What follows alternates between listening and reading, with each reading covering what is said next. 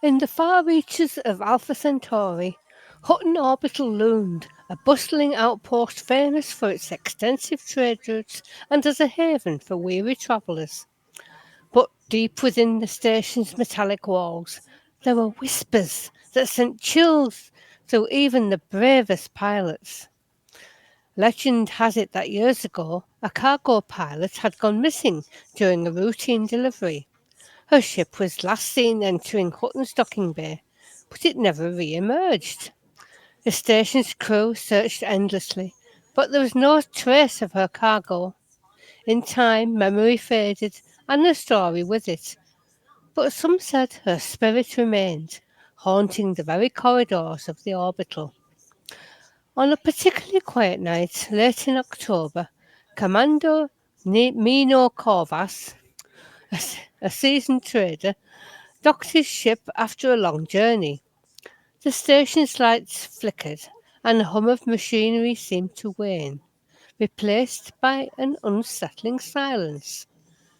As he disembarked, he couldn't shake the feeling that he was being watched. Ignoring the prickling sensation at the back of his neck, Corvas made his way to the social hub. The place was nearly empty, with only a few weary pilots nursing their drinks. And as he browsed the goods, a chill swept through the room, and the lights flickered again. The atmosphere shifted, becoming thick with tension. Suddenly, a faint voice echoed through the air, barely discernible. "Help me!" Corvus's heart raced. The bar's patrons looked around, and confusion etched on their faces. Was it just her imagination? They shook their heads, trying to dispel a creeping dread. Determined to dismiss the feeling, Corvus resumed his business. But the voice returned, clearer this time. "Find me!" It seemed to come from the docking bay.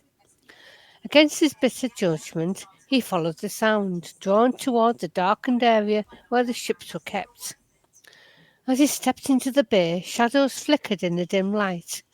The air grew cold, and he spotted a faint figure at the far end, a shimmering silhouette of a woman in a worn pilot's suit. It was the lost pilot.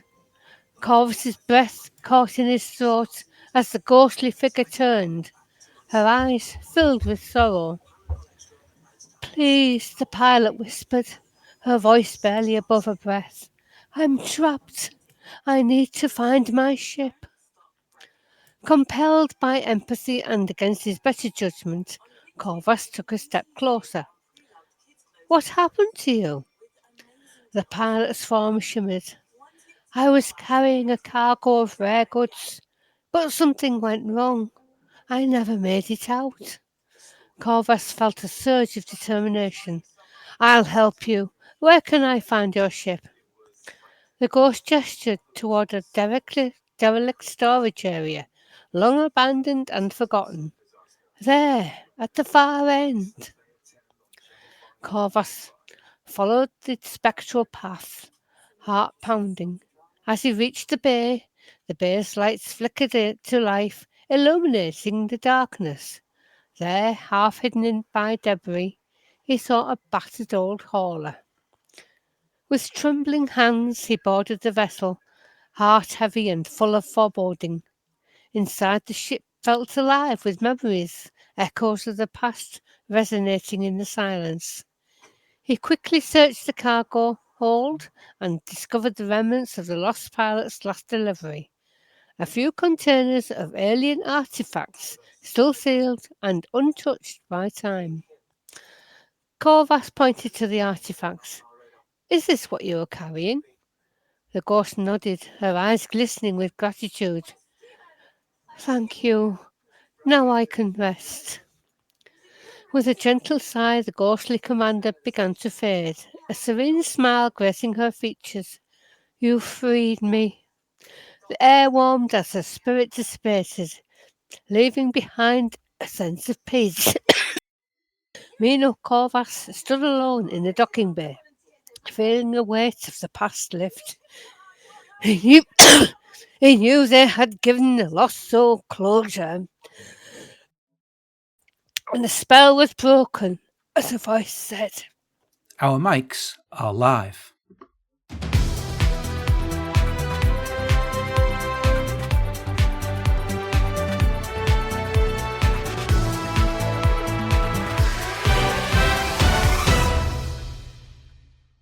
Has anyone else noticed the funk of 50,000 years about the place this week? Oh, sorry, yeah, that was me. I heated up some fish pie in the microwave earlier. What about all the lurching about the place? There's a lot of that going on today. Well, the mag boot system's been in the blink all day. It's a side effect of last week's infrastructure failure. Well, I'm a little worried about Mr. Dusty. He's been wearing a cape and saying, "Give me your blood," in a cheerful voice all day. I think Deadmeat seconded him to the station phlebotomist team. Something about Nurse Wyatt needing donations in case of medical emergency. Yeah, but I think stocks of, get the fuck off me, you horrible homicidal walking dustbin, aren't low at the moment. Even if they were, there's no way I'm letting him near me with a hypodermic. Last time he did that, he said sharp scratch and took my bloody arm off. Doesn't look like it did you any harm. Well, Nurse Wyatt reattached it for me. Look, ooh, what's the treat now? I'm not sure that's approved, GSL. Well, it's dialectical, GSL. It's Galwegie for, I suggest you go for a walk over there. A long way over there. Right, before some wayward truckers start sprouting hair in all the wrong places and developing a taste for a radio presenter, it's time for the headlines. The Hudson who wouldn't let go.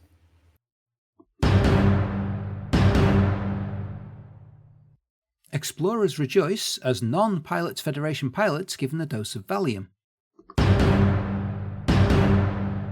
Googleplex fine perplexes Hutton, but Irvin insists it's all fine. Oh, sheet, says Banter. Hutton looks forward to spreading. And I look at the bits where we've spread entirely too far already.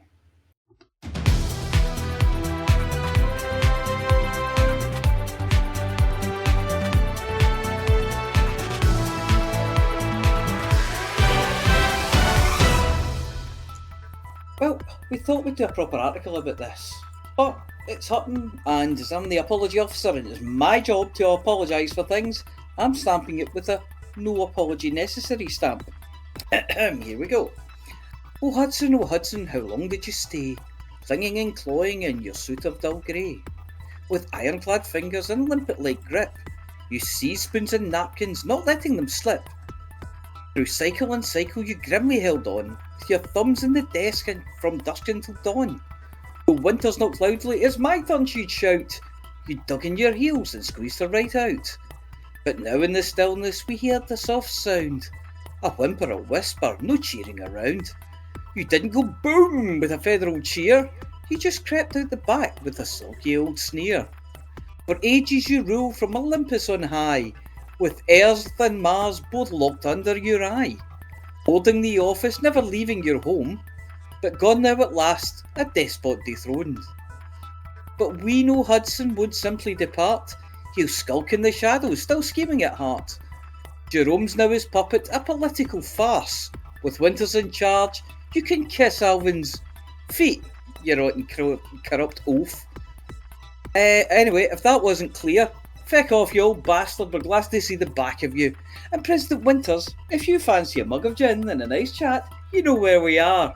Oh, and Jerome, we know you're tapping our phones, and we do hope you like the 12-hour reading of the collective works of Alan Stroud.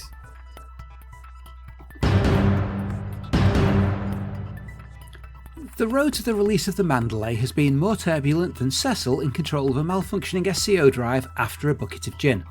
The launch was pushed back not once, but several times, and for good reason. Last week's intended launch was abruptly halted when security forces across the galaxy developed an intense taste for combat, shifting from mildly annoying to galactic-level Chuck Norris, seemingly overnight. Trick-or-treaters. Sources close to the Pilots Federation reported that NPC forces, more about that later, under the influence of mysterious upgrades, began taking combat to a terrifying new extremes. Whether it was skill-based, equipment-based, or simply the result of an ill-advised NPC pub crawl featuring Gers beer and a galaxy-wide bar brawl, the NPCs were reportedly attacking commanders like Hutton truckers fighting over every cubicle except Cubicle 3. It's a matter of life or death. Or undeath. Excuse me. What? No, you can't. That's my chocolate. Get off it. No. Right. Following the attempted reschedule, cut short after security forces sent around another round of Mandalay test pilots to the rebuy screen, the Federation delayed the Mandalay once more to today, opting to send NPCs back for retraining. Reports indicate that the goal was to turn these wannabe space warriors from Bruce Lee to Lee Mack. Or, at the very least, teach them that not every encounter needs to end with a railgun to the hull. Rumours of mandatory safety handshakes and verbal restraint modules in NPC combat protocols remain unconfirmed. The Mandalay ship itself was quietly released this afternoon for those with enough arcs, with early adopters quickly confirming that it's quite good. With NPCs finally dialed down to tolerable levels, commanders can now explore the galaxy with slightly less fear of spontaneous, over-the-top NPC aggression when returning home to hand over all those samples. A few sprigs of space luther, and that icky stuff that was stuck to the landing gear. As a point of order, the original label, Non-Pilots Federation Pilots, or NPFPs, was coined with good intentions but quickly met with resistance from the commanders who pointed out that trying to pronounce it sounded like somebody choking on their flight helmet. Attempts at saying NPFP in casual conversation led to tongue-twisting disasters, prompting some of them to dub them non-pronounceable fleet pilots. Thus, Pilots Federation opted for NPC, short, snappy, and mildly incomprehensible. Now, NPC is universally understood as shorthand for Non-Pilots Federation Pilots, although some cheekily insist it stands for Not Properly Calibrated Pilots instead.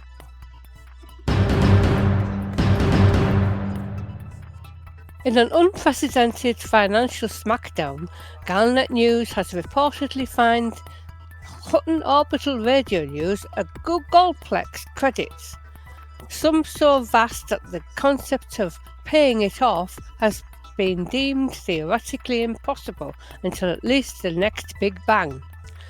The penalty comes in response to Hutton's relentless habit of pre-publishing the news, often weeks in advance, leading to what Galnet's attorneys describe as irreparable credibility damage every time Galnet prints a story that Hutton already covered, with a punchline no less. "We're tired of it," remarked Galnet's official spokesperson, Commander Ben D. Influence. "How are we supposed to report on recent events when Hutton's already predicted them, dissected them, and sold commemorative mugs?" The fine, an amount literally no one can imagine, is so extreme that the Galnet's accountants reportedly had to create a hypothetical credits column in the books to account for the sheer size of the debt. Economic analysis speculate that if Hutton Orbital were to start paying back at 1 trillion credits a second, they'd only just make a dent by the time the universe folds in on itself. Hutton's response: "If they're so worried about our accurate predictions, they're welcome to tune in every Thursday," said an unnamed Hutton insider. "For a Googleplex of credits, we'll even throw in a mug." To clarify for commanders scratching their heads over Googleplex, this fine has nothing to do with Google, the now defunct ancient search engine. While Googleplex might sound like the search engine's luxury headquarters full of free snacks and beanbags, a Googleplex is actually a mathematical monster of a number, 10 raised to the power of a Google. And for those still following along, a Google is 10 raised to the power of 100. 100 with a a 1 with 100 zeros trailing behind it, like an overexcited beluga liner. So a googolplex is a 1 with a googol zeros after it. Write it out, and if you run out of space faster than a sidewinder in a black hole, trying to visualise this astronomical sum will make your Remlock visor fog up. Even the atoms in the universe aren't enough to jot down all those zeros.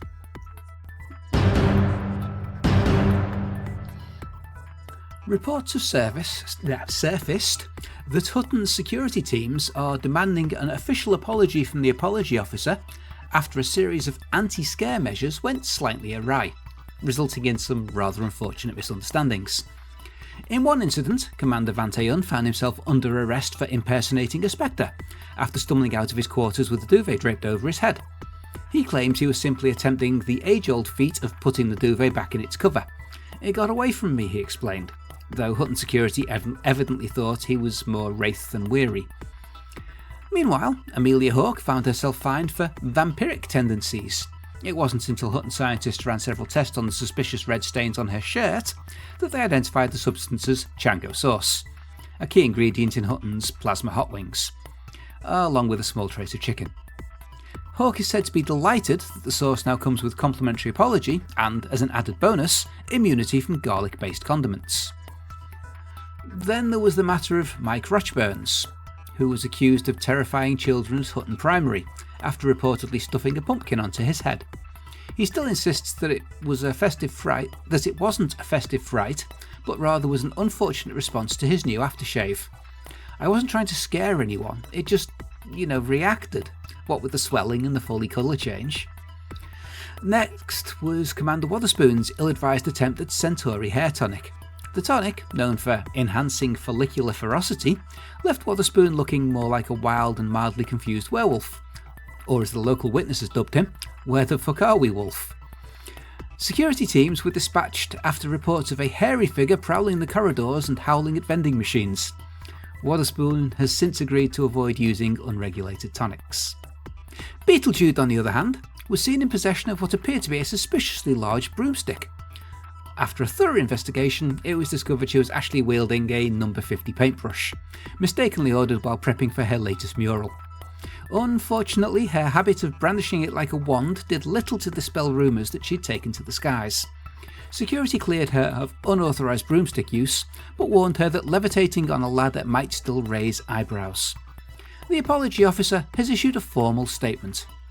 To all commanders, we apologise for any frightful inconveniences during this Halloween season. We would like to remind everyone that glowing hair tonic, gummy limbs and suspicious paintbrushes require prior approval next year.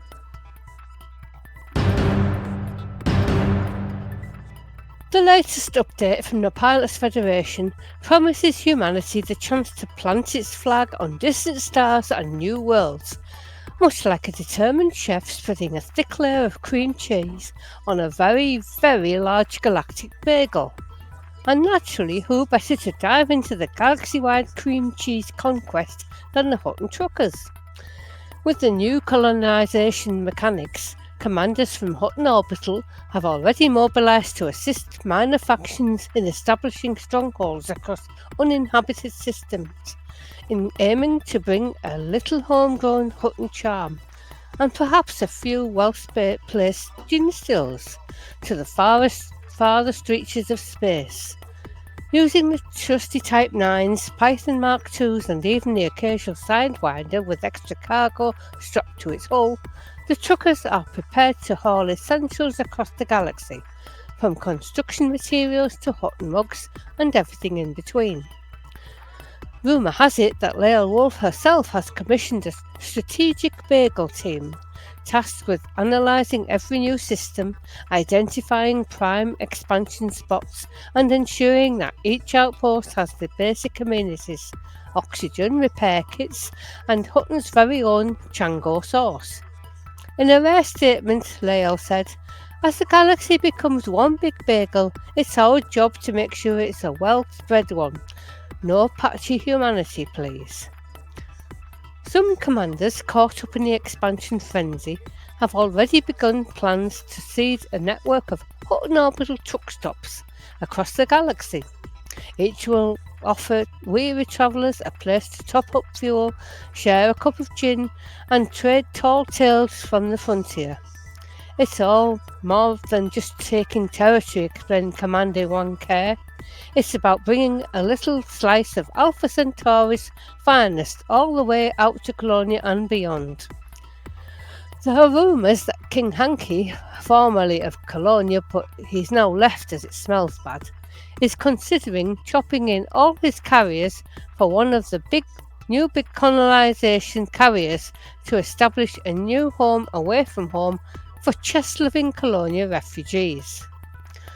Of course, every great expansion needs a proper send-off.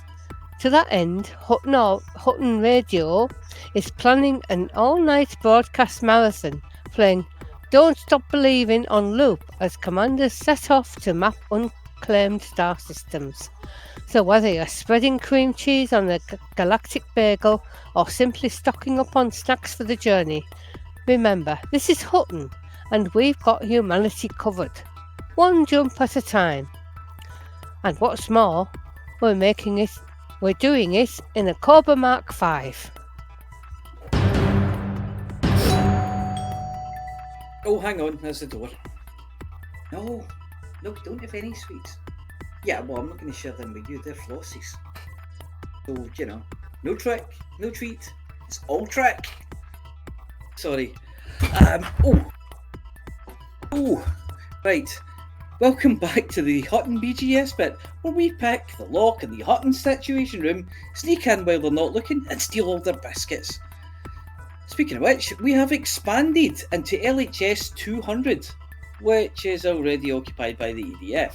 But because we're nice people, we will not beat them up and steal all of their stuff. The only system over a preferred influence limit of 60% this week is WISE 08550714, which is sitting at 68%. If you're looking for systems with a boom state, well, there's loads of them. I count 11 this week, and I couldn't possibly list them all here. You sure? Well, okay then. They are Epsilon Eridani, Wolves 359 and 562, 36 of Yuchi, Alpha Centauri and Barnard Star, which are both recovered from their infrastructure failure, Lohako Kokari, PSPF LF2, Ross 671 and Stein 2051. There's an outbreak in Ross 47, but it's EDF, so let's all move on with our lives. And to be honest, that's it, apart from one thing. What does it all mean? Well, if you want to truck it, then truck it to one of those systems I just mentioned. Don't make me read the list again. If you want to shoot it, then listen to Volcarius's bit in the banter, and he'll tell you what to shoot, how much to shoot it, and what to shoot it with. And that's it for this week's Hutton BGS bit. Okay, now they've TP'd outside of the studio. Like, next time remind me to hand out the laxatives.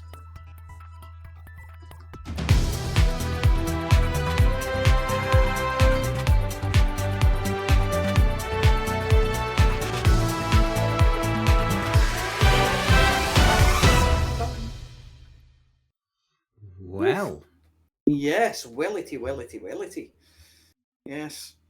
I mean, that toilet paper's not coming off for a while. That is a lot. Oh dear. Well, it'll probably rain overnight and turn it into papier-mâché.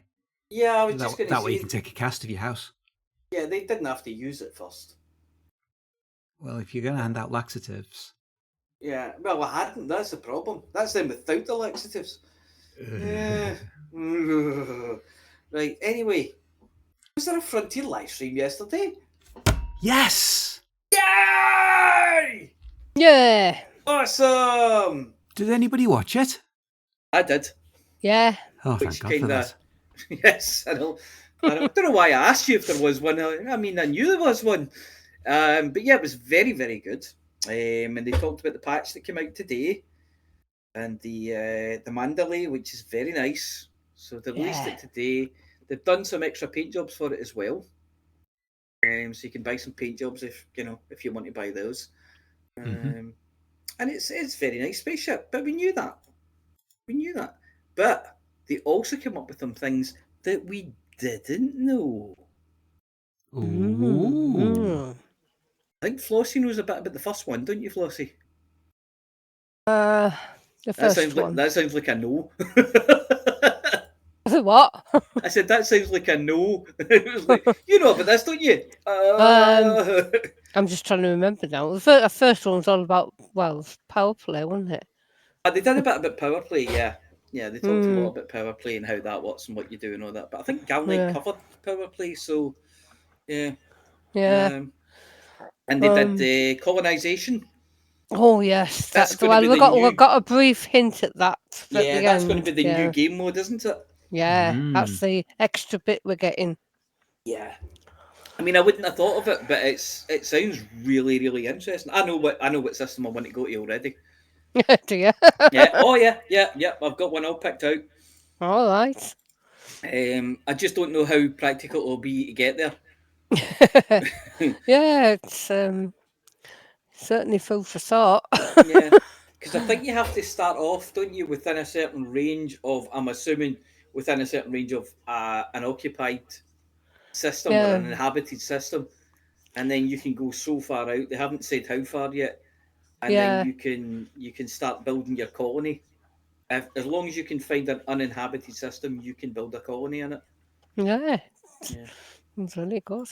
And I think they bring in like a kind of construction ship and build a spaceport. Mm. So I have no idea how much that's going to cost. No. But for the way they were talking about it, though, I don't see how it can be that much because they were saying, oh, you can daisy chain your way out there. You know, you can build one system and Yeah. get the first station up and then jump to the next system off of that and keep going till you get to where you want. I thought, Mm-hmm. Well, people have been Yeah. complaining that they've got too much money, so Well, I know somebody who's got a lot of money who's is itching to spend it on something like that. oh, it's not Mr. Hanky, is it? Or Rampage. Oh, Rampant, yeah, it's right up his He's street. got over 50 billion credits, you know. yeah. Is He he? says he's broke. It's when they announce it costs 10 billion credits and 3 settlement defence plans. That'll just screw everybody over. Yes. 50, is that it? Yeah. So, Yeah, we've got well, that. well, wait and see. Yeah, well, wait, see, I don't know when that comes out though. I don't know when they're planning on releasing that. Is it before the end of the year, or is it? They said it would be this year, didn't they? We'll get an extra bit this year. Yeah. So I'd imagine it's probably, well, round about New Year's Eve time. I was going to say there's not much of this year left. Soon there will be 2 months of this year. I don't know. Yeah, tomorrow there will be. Mm-hmm. It's exciting though. It's exciting stuff. Well, And gone. sorry, go ahead. I remember Arthur mentioning that he and Zach actually knew about all of that, including the ships like the Cobra. We haven't talked about that yet. But, sorry. Yeah, I haven't talked about that yet. that they knew about all of that at the beginning of the year, like he opened with that. So absolutely, the Pilots Federation have been working on this all in the background all year. Yeah. So it's possible, but it just seems like such a big thing to add in. But they used to do stuff like that. Remember when they added in things like Horizons and multi-crew and all that kind of thing, and they added them in. They give you about a month or two's notice and go, "This is coming," and everybody would whip themselves into a frenzy, and then it would come out, and you think, "Oh, okay." So maybe they can, but yeah, it's a lot, So yeah, excited for that. And there was the other thing, which you might as well talk about it now because you nearly mentioned it, Vicarious. It's on screen now. It's on screen now. Oh, yes, of course. Yes. How could I forget? Yes. Looks more like a Viper from that angle. Yeah. I can see that. So that's the Cobra Mark That's my 5. Cobra collection. Because Yes. I've got 3, 4, and then I'll have 5. Can you see if you can get a 1 and a 2 for somewhere? Hmm. Ooh, 3-seater. That's new. Yeah, they've changed that. They've moved the pilot's position to a more central position. And the cockpit, you'll notice, is that kind of angular thing. But see if you look at the bottom, there are glass panels in the floor of the cockpit as well. You'll see it when it comes around next time, probably.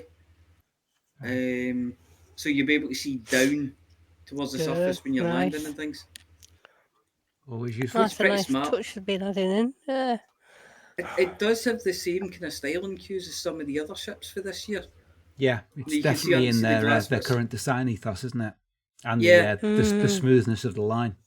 It always reminds me of like the Raptor fighter jets and all that kind of Yeah. thing.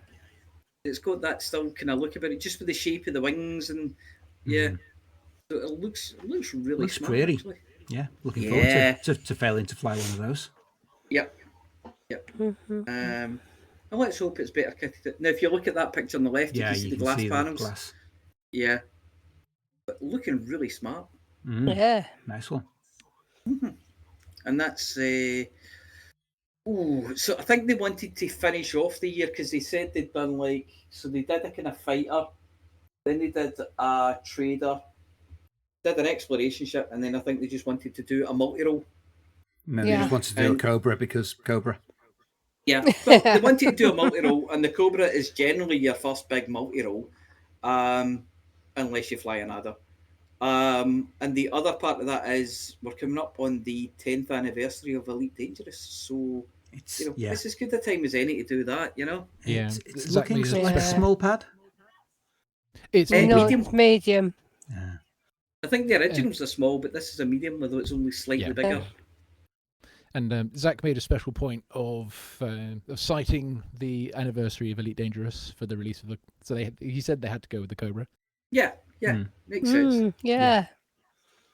It's and they've kind of stuck to as much as they can. They've stuck to the original kind of line vectors, kind of framework of it and things like that, and kept it within that same shape. Which I mean, it's recognisably still a Cobra.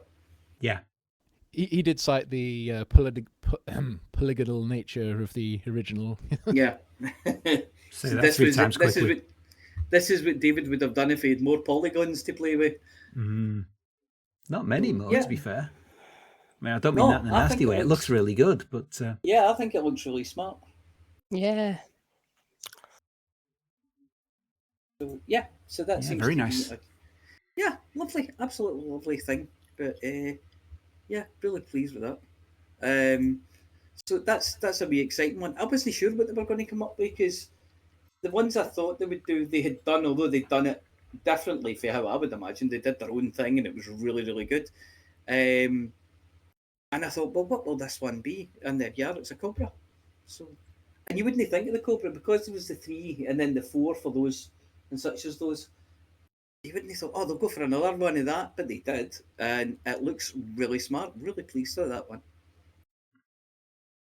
The question is really whether they take the Cobra Mark IV's popularity and run with it. Cobra Mark IV's popularity? Yeah, exactly.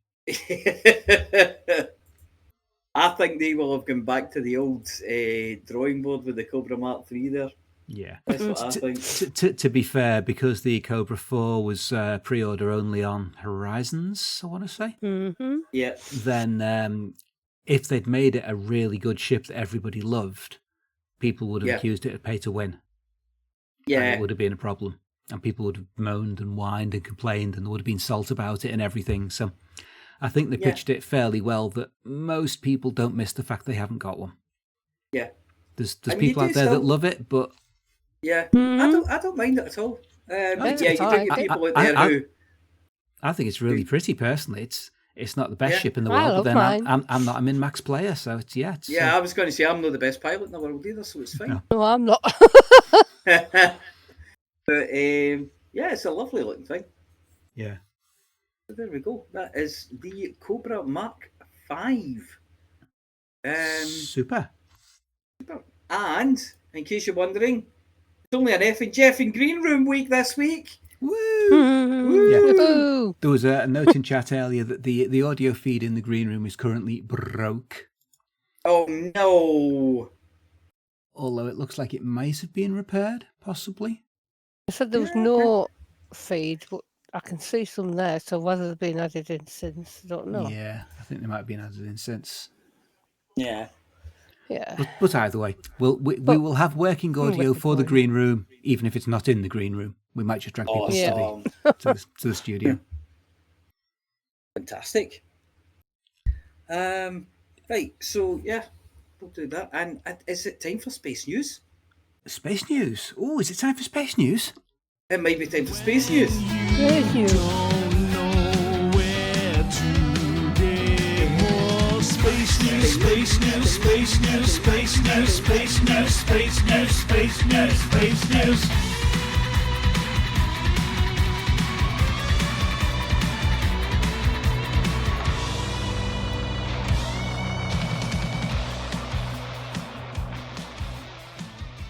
Whew. So, we've got a few space newses this week. What's this one? This one's a spooky photo. No. Oh, yeah, that is a spooky photo. It's got a face. It's got a space face. I don't know if it looks spooky. It does look a bit stormtrooperish. Yeah, it's meant to be a bit ghostly, I believe. Yeah. But maybe if you hung a sheet over it or a duvet cover. I don't know. I think it's the big round eyes just make it look a bit nice. Yeah. Yeah. But yeah, it's a photo of the Dragon capsule from the ISS. Yeah. So basically, they took a picture of their ride home. Anything else in there? No, just that. Is that the one that's going to be up there in February? That's Crew 9. That's the one that's just arrived. So it's the one that's there till February, yeah. Yeah, okay. Well, not to worry. Not to worry. Sure, it'll be fine. At least it's not the Boeing one. They had to send it down on its own. At least that'll be able to come back with people in it. Yeah. Mm-hmm. Yep. And I suppose we've got nothing else to talk about on that one. On that one, no. Yeah, number 2. What's number 2? That looks very fancy. Another spooky image. Yep. Which has got adverts in it. Thank you, guys. This is why I hate space.com. Yeah. Is there a still image further down? Oh, there's a still of it there further down. Yeah, there you go. With ads over the top of it. Yeah, of course. Adverts are on top of the adverts. Sometimes if you stare into the void for long enough, you find the void staring back at you. Yeah. That does look kind of like the one on the right really looks like a big baleful eye, doesn't it? Mm-hmm. Definitely looks like a very questionable mask. Yeah. Or face. Octopusy, maybe? Yeah. So they're merging in to become one galaxy now. Yeah. A few but million apparently years. That's going to happen to apparently that's going to happen to us as well because Andromeda's coming this way. Maybe. The latest estimates say it might actually miss. What? After all that? After all that. 14.5 billion years away or something anyway, isn't it? A million, I think, not billion. But yeah, it's a lot longer than our lifetimes, probably. Yeah. It's not something I need to worry about. No. Although, what they did say is, when the two galaxies do collide, they won't actually collide because the distance between the stars, there's so much distance between them, that what you'll find is, for the most part, the stars will just all kind of slip in next to one another.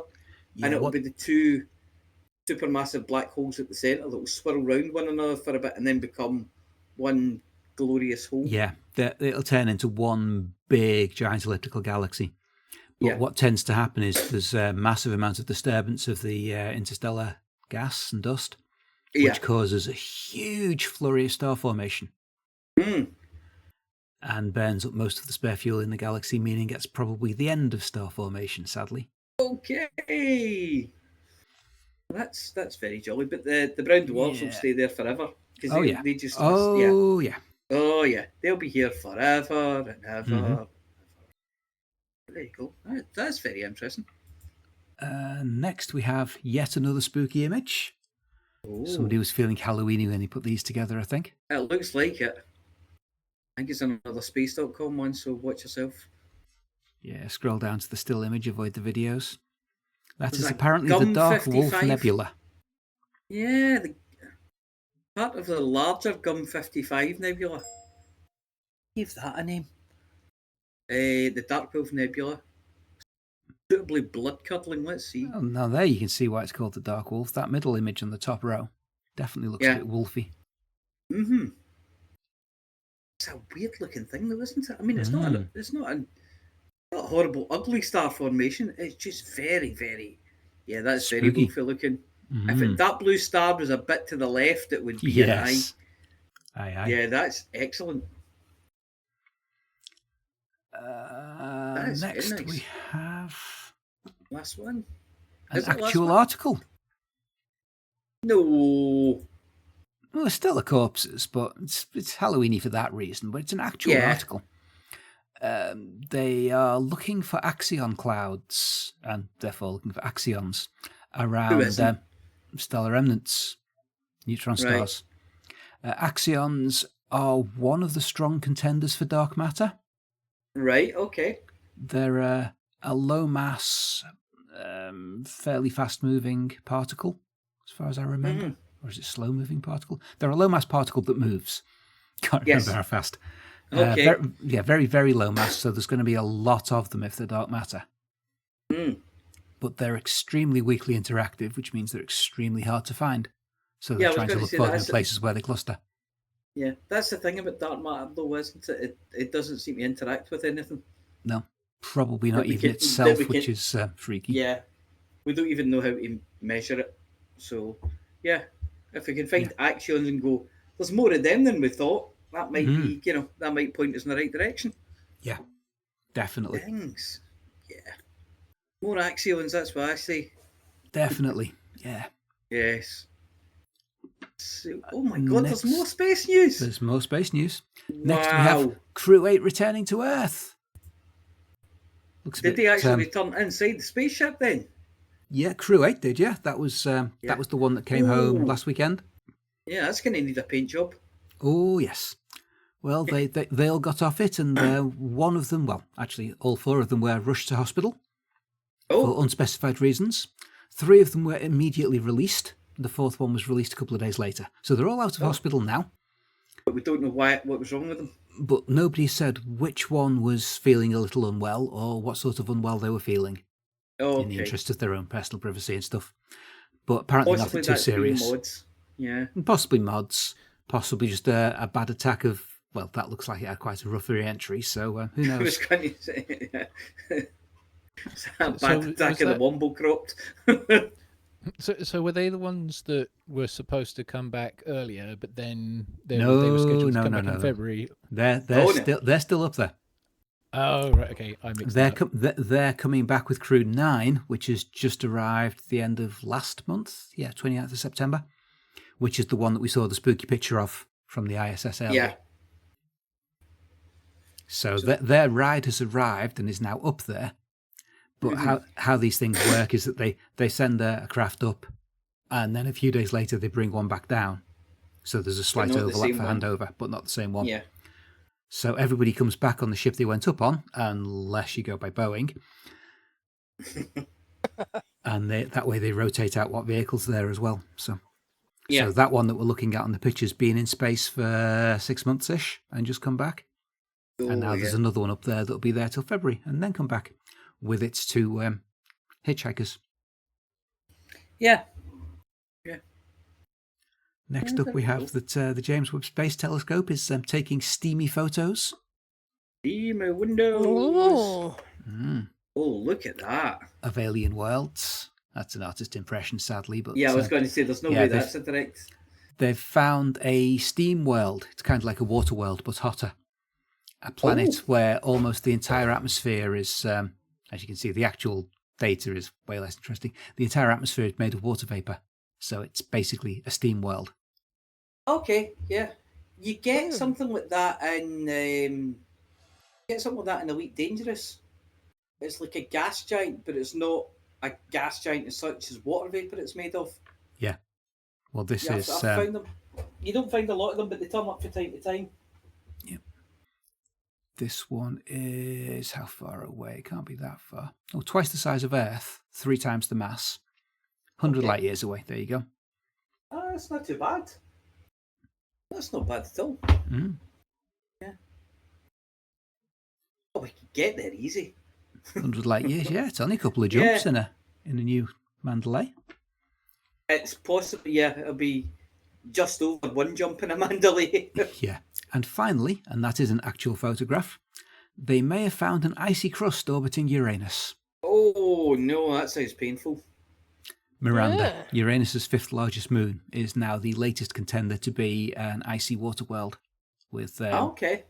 glacier surface and oceans underneath. Yeah, it's kind of got a look about it, hasn't it? Yeah, it kind of has. It's got some lines and some upset and some crunchy bits. some that look wiggly like, yeah, bits, so and- yep. that could quite easily have some water under it. And it's called Miranda. Yep. Was Miranda not the moon in Serenity? Remember the film version of Firefly? Miranda was the moon they went to, where everybody went mad. Possibly. I'm But sure that was wasn't Miranda. set in the Earth system, so it No. might not be. Miranda then. Yeah, but that's. I'd like to see it in colour. I wonder if it's colourful or if that's as much as we're getting. More brittle, less brittle, liquid, Yeah. core. What a great Yeah. diagram. I'm just wondering if it's if it's just black and white like that. If that's the actual colours. As a it's got slightly some coloured colour of its image, own. but it's false colour. I think it's so Yeah. far out that it's so dark that it's difficult to define colour, really. I mean, Yeah. it's ice and it's dirty ice, so it's going to be kind of like your garden looks like 2-3 days after it's snowed. Yeah. A slush manky. world. Yeah. It looks like it's got brittle ice, less brittle ice, and then lots of liquid, and then a Mhm. core. Yeah. That's quite good. Yeah, that'll be interesting to see. Somewhere else to send another probe to. Oh, is that water geysers as well, or have they started talking about Enceladus? Did you see the image further down? That's Enceladus. Yeah. Yeah, false colour image of the plumes erupting from Enceladus. Yes. Although they'll be there soon. Well, Yeah. Relatively speaking, soon. They're on the Relatively way. soon, aye. Yeah. I think they need to be careful they don't infect anything on Enceladus when they start investigating it. Yeah, they'll have to be very careful of that one. Yeah. Although not absolutely. a lot of Earth life is going to be comfortable out there, shall we say. Yes. Well, it depends. I mean, if there's something under the surface in a warm liquid ocean, it could be quite a nice habitat for it. Right. So we move on. I guess we should. Well, yes, we should. When you don't know where to get more space news, space news, space news, space news, space news, space news, space news, space news.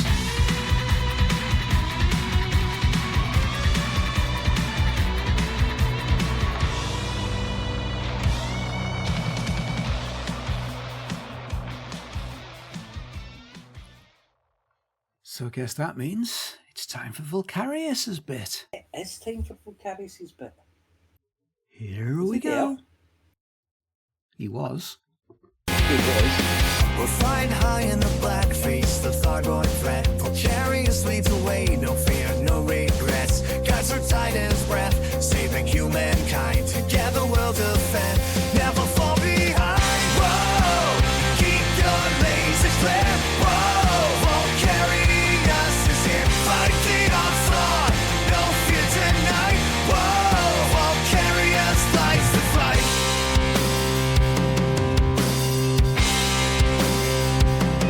Across the stars, our mission so clear. Vulcarius stands tall, there'll be no fear. Navigates the void with his screw so tight. In the darkest space, he's our guiding light. Whoa, keep your lasers lit. Whoa, Vulcarius is here. Fight the onslaught, no fear tonight. Whoa, Vulcarius lights the fight. The information ingress has been so fer-de-lance flipping fast this week that I've barely had the time to assess the prime power play power for impignoration, much less make sense of what the Medusa murderizing Mandalay is going on. But what I do know is that we took 20 controls off of Titan Casio last week. Operation Park and Ride also continues at Imperial Navy Intervention and Rescue. We have one new carrier park close to the Titan, that's at Col 285 Sector, OS-T D3-130. We left that system at 80% on Saturday evening, but thanks go out to Commander Grimscrub and the Anti-Zeno Initiative for destroying the last 20% overnight. Well done also to commanders working on clearing up the Titan Tyrannus mess. One of its 4 remaining systems reached 90% progress on Wednesday evening. Then we relocated over there to finish it off, and within an hour we found why it was so tough. As a previous Spire system, that turned out to be triple the normal strength. But either way, we all finished it off, and the late Titan Tyrannus drops from 4 systems down to 3. Speaking of Spires, Titan Cassio has gone and bought back 3 of them, of which most commanders so far have headed over to Col 285 sector, YT-F B12-2. Thank you once again to everyone at Operation Thunderstruck, who've come in with a massive delivery of Titan rescues for at least 10% progress across a whole bunch of control systems. So please hit those Spire sites and make the most of that generous head start. And finally, also speaking of Spire sites, for anyone planning on making those specially protected shard cannons so you can shred the Titan, we're down to the last few locations where you can get the tactical core chips material. The only places now are the military settlements in the systems Deserinbin and HIP 38-235, and those 3 reactivated Spire sites. Once those are gone, which almost by definition will happen before we reach the Titan, that could just be it. No more anti-Guardian Zone protection. On the other hand, 3 Spire sites also aren't going to be enough to reach the Titan, so, not by a long way. So my Predictatron says we'll probably get another couple of Spires, but to be honest, don't take the chance. Head over to a Spire site with a load of AX missile launchers and a collector limpet, and get your tactical core chips sooner rather than wonder what the dead fed dropship you're going to do later. And that's it. Some carriers, some airwaves, shouting out the fight. Forward mass rising, gotta stand up tonight. Just for taking Titans, keep humanity strong. From Hutton Orbital to bed, all be singing this song.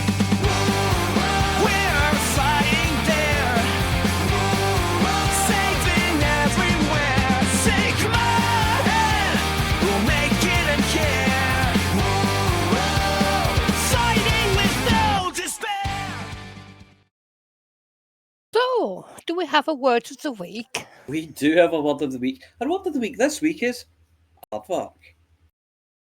Oh, what does it mean? Well, As if I didn't know.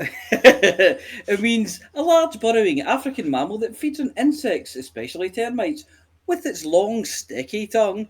Etymology from early Afrikaans means aardvark, which meant earth pig. And can you put that in a sentence? I can. It's been a while since I got to shout aardvark. Would you like to do a real word of the week now? Yes. Yes. 'Cause then, yeah, Well, you only did that because it's me. I know. I know. I don't have it written down, so I'll need to go and look it up after I've done this, so we can put it in the chat and things. But word of the week, the real word of the week is taradiddle. Taradiddle. Taradiddle. What yes. does that mean? That means foolish nonsense. And can you give me a sentence with that in I it? can indeed. There's no taradiddle at Hutton. People mean what they say, and they say what they mean. Oh, very good. Yes, that's Yes. much better. Yes, absolutely. That's really close to the word paradiddle. I thought you said paradiddle first. No, which is Tara with a T. Yeah, a paradiddle is a thing drummers do as a warm-up exercise, but I didn't know about taradiddle though. Yeah. Yeah. I shall get taradiddle for you just now and paste it into the script. Well, you're going to get us some foolish nonsense. Excellent. Excellent, yes. We don't There have go. enough. Bit of taradiddle, Do and we I'll have get enough words for foolish nonsense? So we've got amphigory, we've got fabulosity, we've got bunkum, we've got poppycock the other week or so. you. Yes, we did, yeah. Taradiddle, though, is specifically pretentious nonsense, as I've just discovered. Oh, it's perfect for this place then. It's a different kind of nonsense for the other kinds of nonsense. Oh, right. It's all okay, nonsense. so when it's the EDF, it's taradiddle. Got it. Yes, absolutely. I couldn't think of a better example of taradiddling. Right, so that'll do that. Shall we move on to? I'm not going to call it Space Fact of the Week this week because there's a lot of sort of Uncertainty? doubt, I would say, about this one. A lot of taradiddle, a lot of bunkum, a It lot could of this fabulosity. No, could it's not be necessarily going quite that far, but yeah. it could be definitely it could be bunkum. Do you have the button for the music for this? Yay! I do. Yay! From Hutton straight to your brain.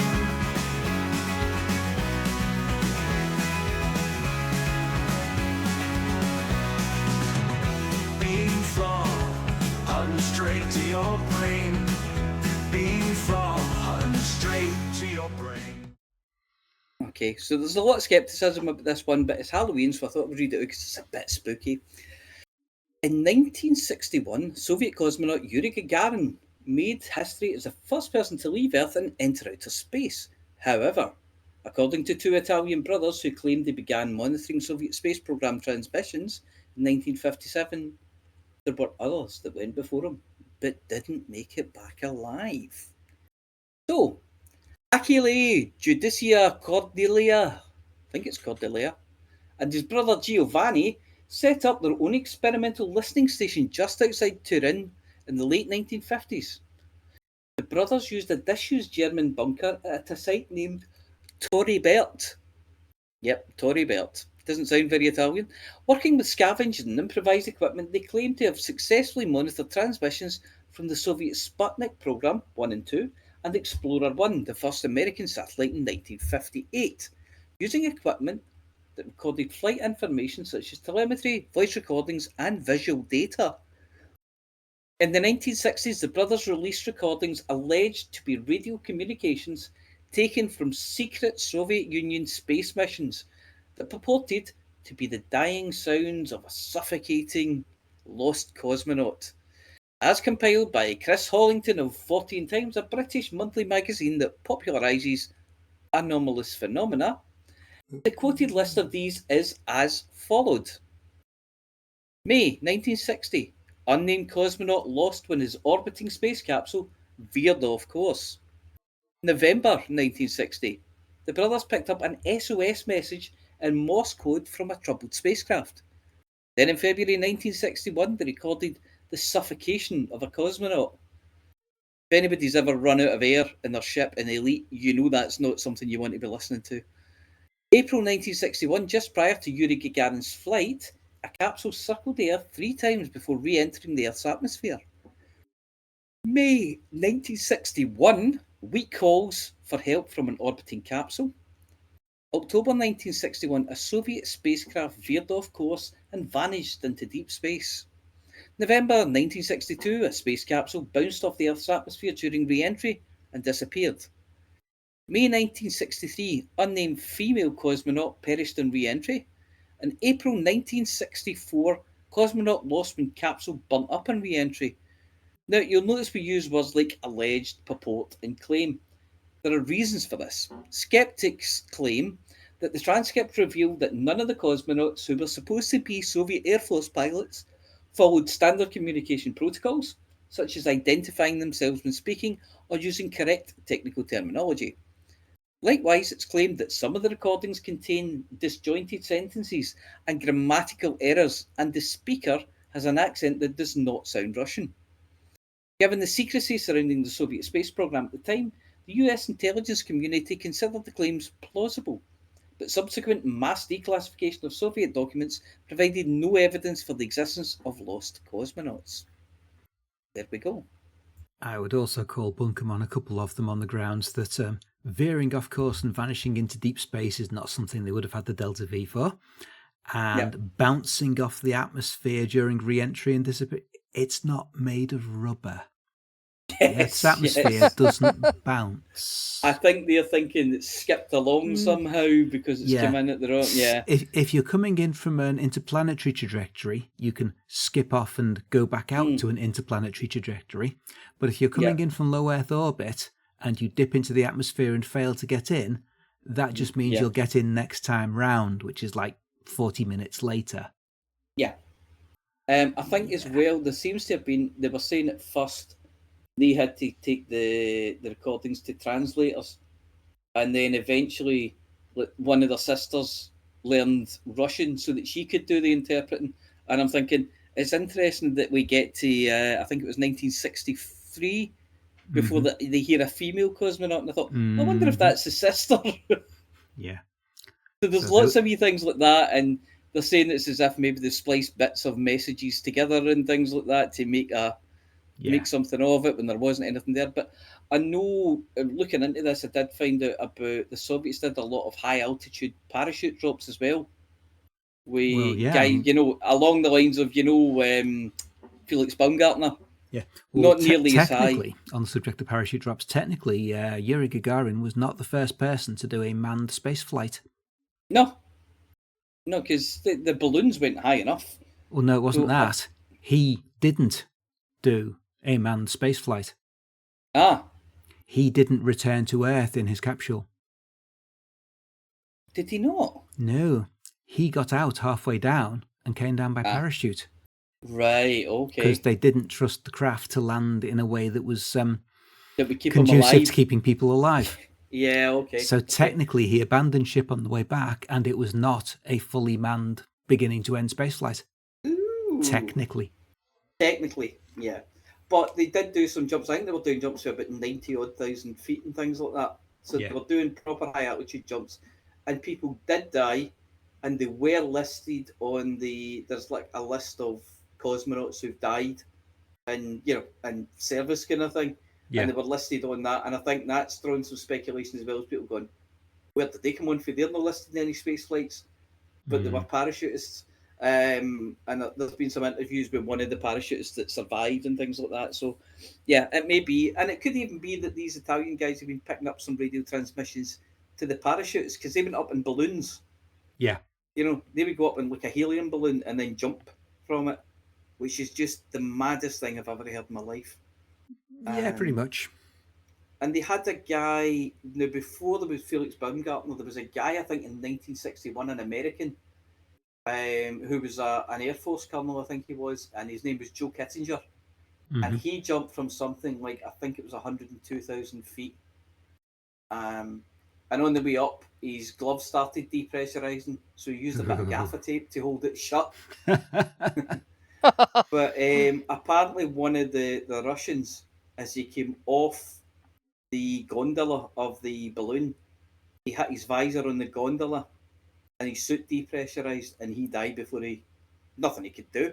It was so there are Soviet cosmonauts who technically were cosmonauts but were actually high altitude parachutists who have died on missions, but nothing about these. They lost quite a few on re-entry as well, but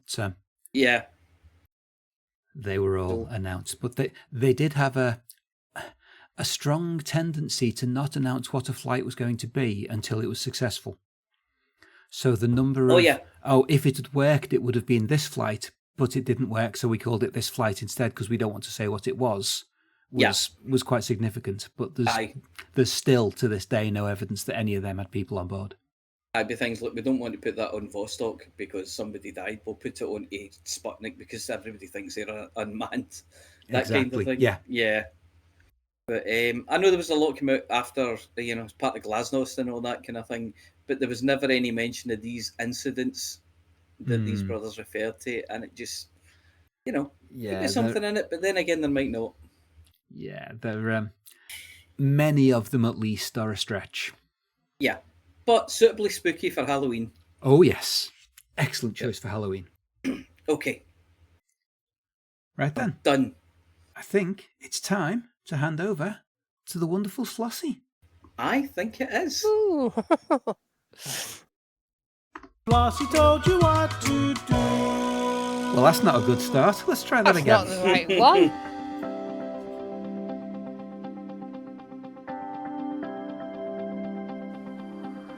It's Flossy. It's Flossy. It's Flossy. It's Flossy. And the community.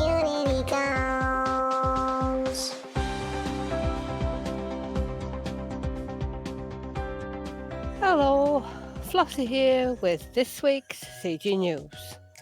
There are no CGs again this week, but there is a special mystery event which started a couple of days ago. The famed treasure hunter Herman Colt missing. A prominent figure in the treasure hunting community has gone missing, prompting speculation as to his fate. Herman Colt, known for recovering several notable historical artifacts across the core systems, departed the Thranis system 3 weeks ago, along with several other pilots. It is believed Colt's latest expedition sought the final treasure hoard of Captain Morrigan, a fearsome pirate active in the mid-3200s.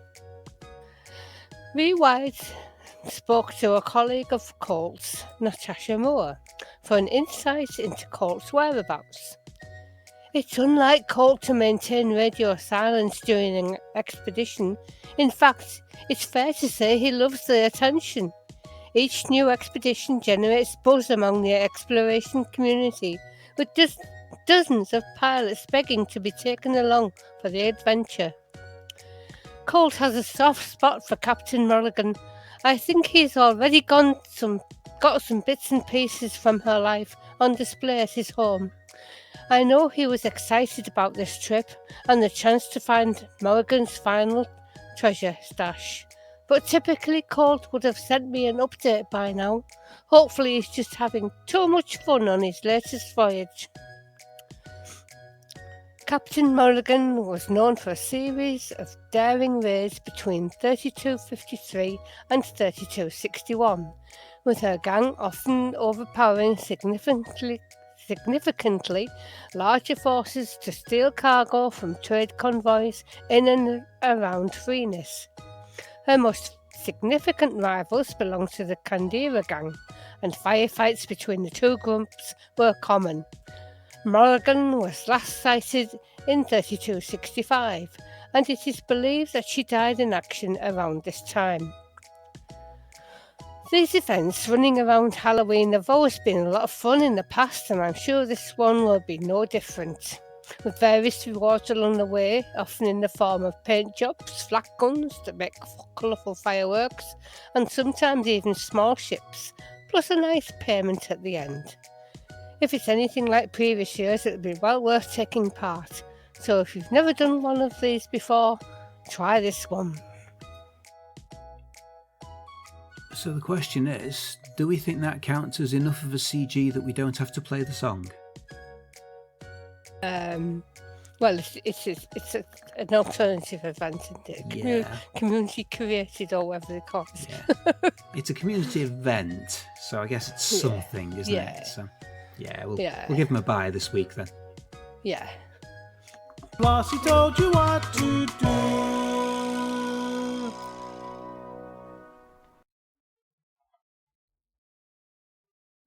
Psst, man.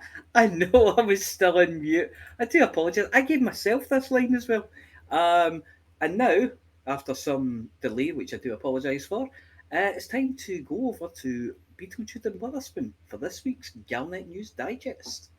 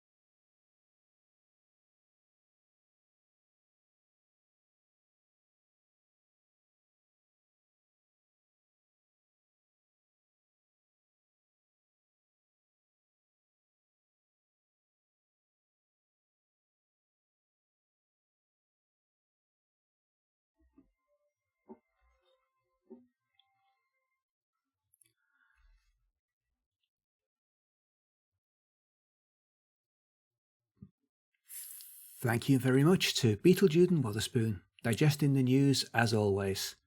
It's a good job all of those treats didn't give them indigestion, really. I've always wanted to be able to say that in all the languages. Yeah, I don't have a button for that, unfortunately, so you'll just have to say it. Yes. I will. I'll have to learn how to say "you're fucked" in all those different languages. Vous êtes fuckhead? Yeah, Yeah, so well, moving that's on. Yeah. It's green room time. If we get anybody in the green room. Aidan. Taran was in for a while, but he got bored, apparently. Yeah, okay. So I'm going to drag Aidan into here. Okay. User was moved to your channel. Greetings, Hello. Commander Aidan. And I'm going to run the magic generator. Yeah. You're the only one tonight. I think the others in the Odyssey shenanigans, but I don't know. Yeah, I wouldn't drag them across. I think they're No, possibly they're having- shenaniganing, so. Yeah, they're doing shenanigans in Odyssey. I'd leave them to it. And Right, there's our 'cause list it of was talkers. Karen who said about That our the list. Who's Yeah. going to talk to who? I need Oh, to put this Taran's out. back. Who's Taran's gonna- back. Oh, Taran's back. Right, okay. I could've User do it was again now. moved to your channel. That's all right. I did it with Taran I earlier. need So. to redo the list of who is going to talk to whom. Yes. No, because I've got one extra tack on the end. Yay! So you're still talking to Aidan, Vulcarius. Off you go. Yeah, Commander Aidan. Good evening, Commander Aidan. Good evening. Excited? Or have you tried the new update, the Power Play or Mandalay? Yes, I'm trying the Mandalay and going, ooh, this might actually be a decent ground mission runner. Yeah, that's kind of what I thought. Like the Crate Mark II is quite a good. It's kind of like a good ground drop ship for foot stuff. Not that sort of foot stuff, like on foot stuff.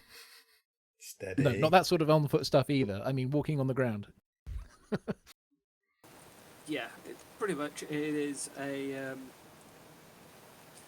It's got enough cargo space. Well, I say cargo space. It's got enough hardboard space that you could stick some dumbfire rockets on and still have room. And also, the jump range on it is quite nice. I mean. Yeah, it would be like a. I was looking at some of the masses of these ships, and like the Asp. If you take the Asp Explorer, that's 280 tons base, not counting modules. The Mamba with a smaller frameshift drive is 250, and this thing is 230 with the bigger frameshift drive. Oops, I don't know if I cut off there. No. No, I heard you. Commander Aidan, are you still there? I believe I've not got it stripped out myself, but I believe Commander Overlight has tried it on a quick run, and I think he got up to something like 90 on Laden. Yeah, it's very, very believable. It's like an Asp, which is already incredibly good, but with 50 tons off.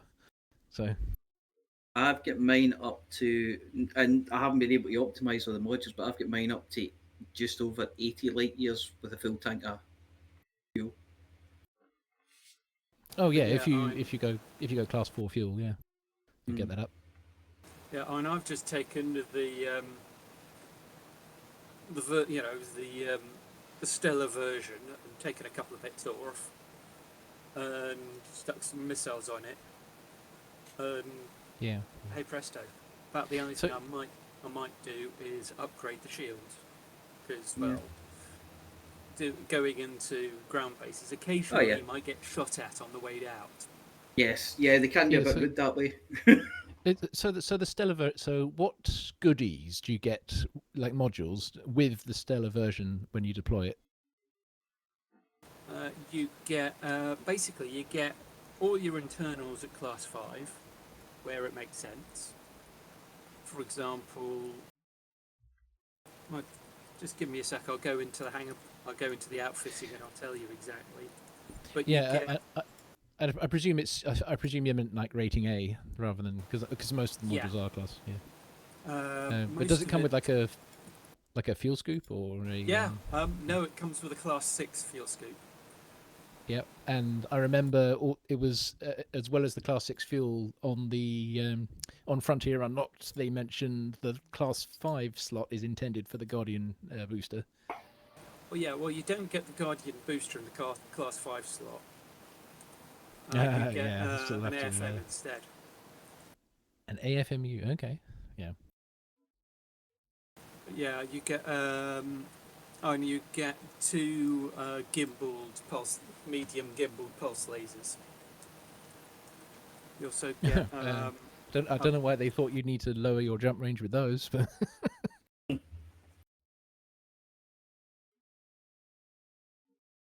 You're not but yeah, pressing the button. I reckon that's it's going to be even quicker. You're going to start seeing Thargoid kills using this than with the Type 8, which also happened.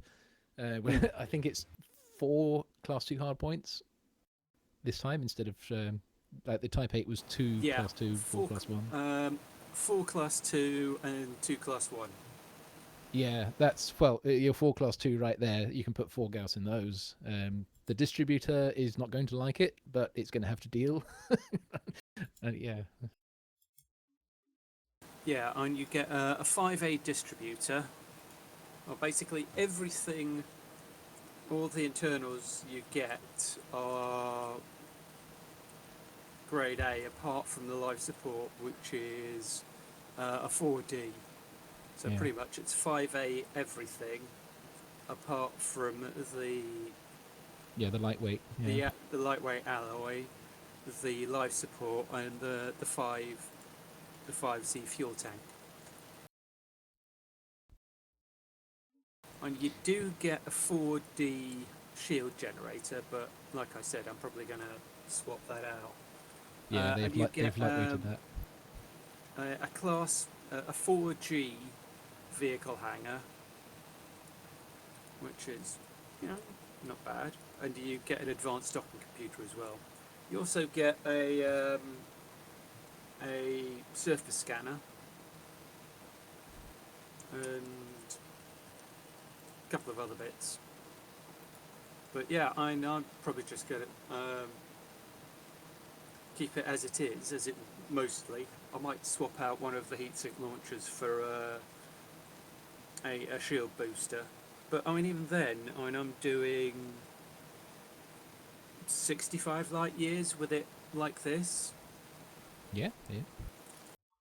So it's not half as armoured as my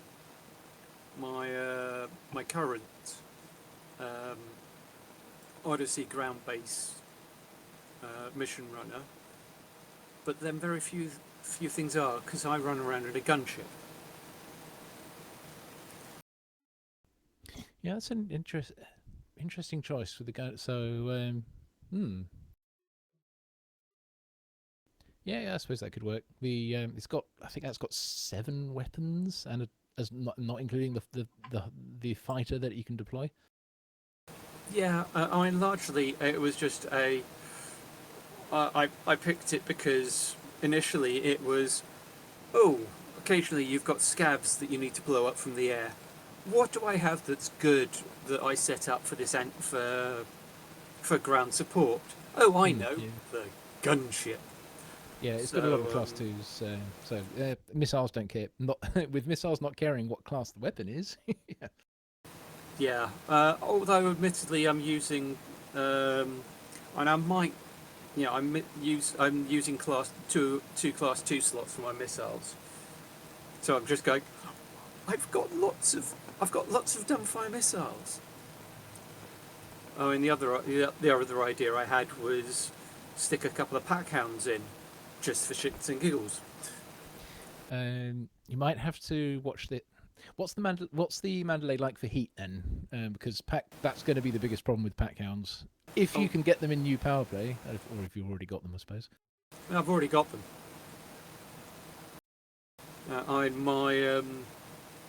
My cargo cutter, I've got a pair of them for those.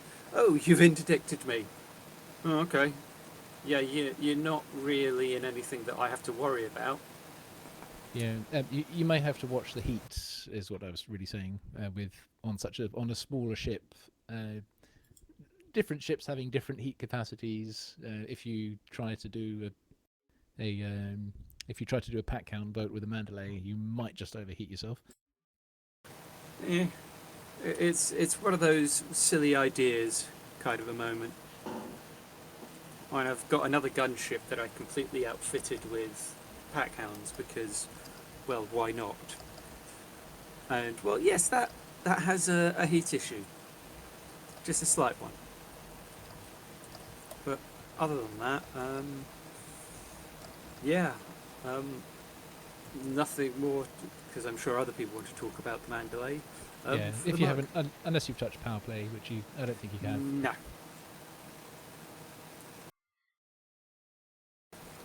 I has not. It's not my thing. I shall leave it until other people try it and then go, oh, okay. Yeah, fair enough. So for the mug, and happy may people have fun on the road to Mandalay.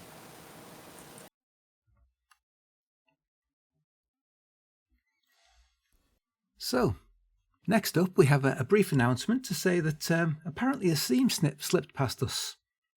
No. And Galnet didn't go out over the air. They had 7.5 minutes of silence. Oh no! If anybody had bothered checking the chat, Commander Waterspoon gave them subtitles basically as it went along. We finished this up and then got on to 7 minutes of Galnet.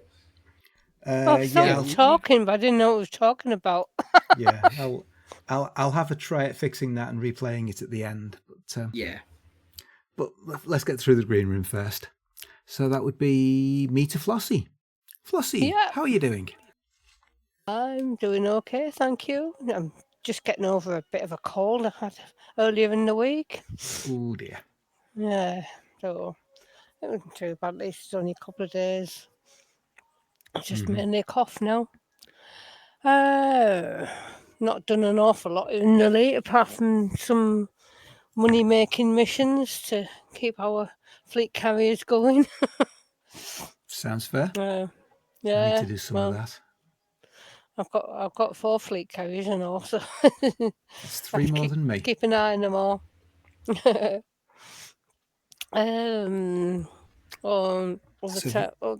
Downloaded the new update yet? Yes, I did. I did that earlier. I'd already tried the Mandalay before that. Yeah. So I'd already had a bit of a fly around in it. So I haven't really done much with that since the update. I just quickly went in and took all the guns off, which I always do with new ships. As you would. And put in a few other things that I find more useful. More space for ammunition for your rocket launcher if you take the guns off. Oh, that's my on foot stuff, isn't it? Exactly. Oh, we're not back to foot stuff again, are we? I haven't done any of that for a while. I don't think I've done anything else really. Other than that, it's just been Warcraft, getting my 5th character up to 80 earlier today. Wow. So you're switching from For the Mug to For the Horde? For the Alliance. Well, actually, this week I was for the Horde, yes. I've got 3 Alliance and 2 Hordes at 18 at the moment. Mm-hmm. Which, I haven't played since the level cap was 90. Nice proportion of Hordes, considering there's only 5. But yeah. Got a load more of Alliance to do, yes. Mm-hmm. Yeah, other than that, for the mug. For the mug? Mm. Vulcarius, you're up again, talking to Mia. Sorry about that. The apology officer. The apology officer, yes indeed. Yes indeed. So again, I haven't touched power play. I never did before, so and I'm in the back of Beyond at the moment. I was on my way back from Beagle Point in the Type 8, so I got to Colonia and did a Yuri Gagarin. I jumped off early and I've deployed my Mandalay and moved modules, what modules I could across to the Mandalay. Oh yeah, of course. You need to find some sort of port to just to hit the deploy button. Yep. So I've managed to do that. I was in tier, so I've managed to get in, drop my, get my Mandalay and get my the modules off with Type 8 and onto the Mandalay, and a bit of messing about with other ships and things like that. So I've not got all the modules I want yet. There's a couple I couldn't get, like life support and sensors. So I've lightened them as much as possible, and I'm just going to set off with what I've got. Gets me a range of about 80, and I'll head off back for the bubble, and I'll stop a couple of places on the road on the way back and see if I can pick up better modules. Now, when you say a couple of places, does that include the system? What you said earlier, but then didn't follow through when you said exactly where you want to send a colony ship. I don't know if I'm going to stop at that system. I'm going to stop near that system. Is it a secret? I'm going to keep it a secret for now. Yeah. Right. But my first stop is Gantharvey. So there's Gantharvey, there's another one, and there's Rohini.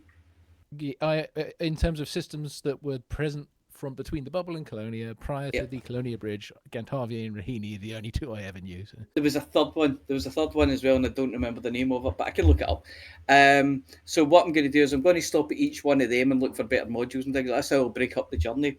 But along the way, there were 6 new starports made during that Brewer initiative. Yeah, there are about 45 or 46 megaships, but I'm pretty sure there are 6 starports. Yeah, and there's 6 ground bases as well.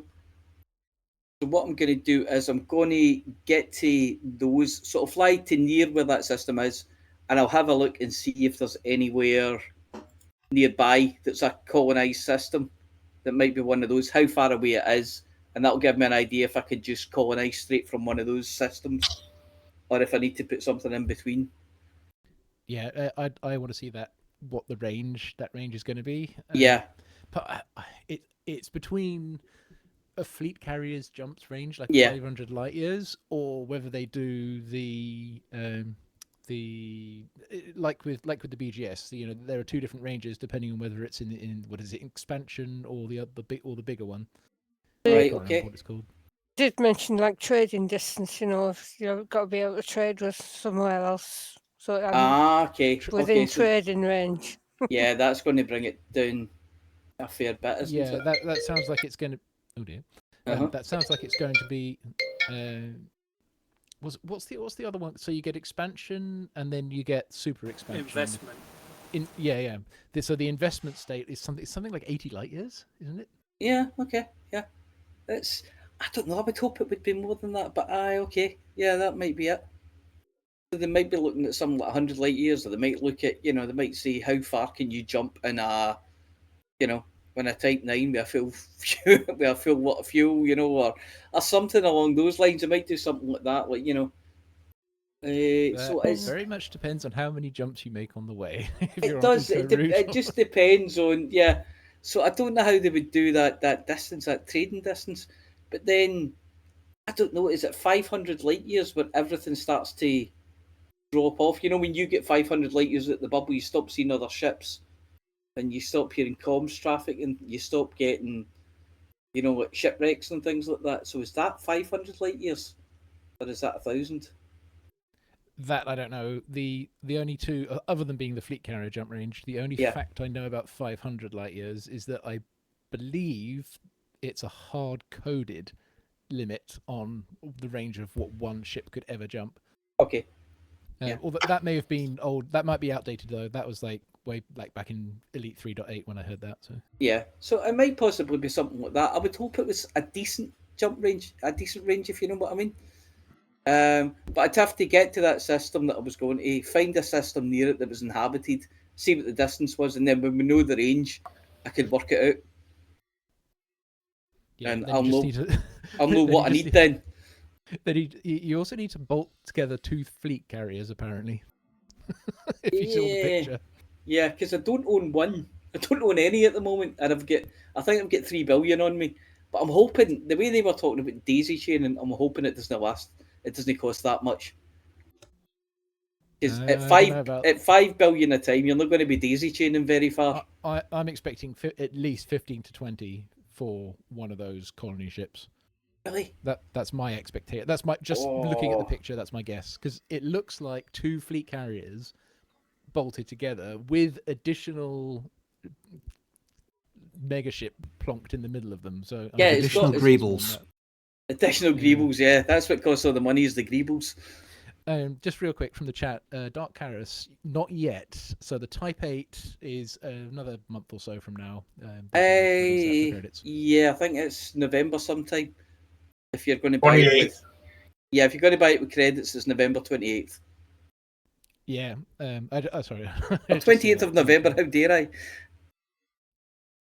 Yep. So other than that, I'll be jumping home towards the bubble. So apart from that, it's for the mug. Yeah, for the mug. Which means And- it's Flossy to Vulcarius. All right. Hello, Vulcarius. How are you doing? Hello. Very well. Incredibly well. Very happy with the new update. I have tried a bit of power play. Not very. It's they need to reduce the merits messages because every single ship you scan, it says 5 merits earned. Who's what? So, when you're out like bounty hunting and you want to scan a ship to see whether it's wanted, every single ship you scan, wanted or not, it pops up another message that says merits earned. Oh, merits earned, right. Yeah, Oh, yeah. I know nothing about power play, so it's all gobbledygook to me. There's a lot of text that you don't really have to care too much about. You just pledge, ignore everything it tells you, and look in your transactions, and you'll see what you need to do. It's much easier. Yeah, I think I'll pass again. Thank you. Yeah, Right. I don't think I don't have the Mandalay yet. It's not really other than playing around with it from a possible combat perspective and playing around with it from a possible test using supercruise overcharge around a star while fuel scooping perspective. I don't really have much direct use for the Mandalay. No. But that's I do have a lot of use for the Python Mark II though, so I've got several of those. Yeah. Yeah. Yeah, That's a good ship. But I don't have much time to work on game. But I have started that. I have started like a mission map for it. So the idea, rather than just giving an introduction to every single mechanic it has, start off with almost like a galaxy map style thing with like a system in the middle, which has the first 4 tutorials on it. Yeah. I've made a nice bubbly looking thing, which as you complete missions, when you go back to the map, it expands, and the dark red grid outside of the bubble goes nice welcoming blue when it's inside the bubble. That reveals more missions. So yeah, I don't know when that's going to be ready. Like, I'm going to need it over the Christmas break to work on that. Yeah. I really don't know what I'm going to do about sound either. Other than ask you guys, like I don't know, I don't know what to do for that.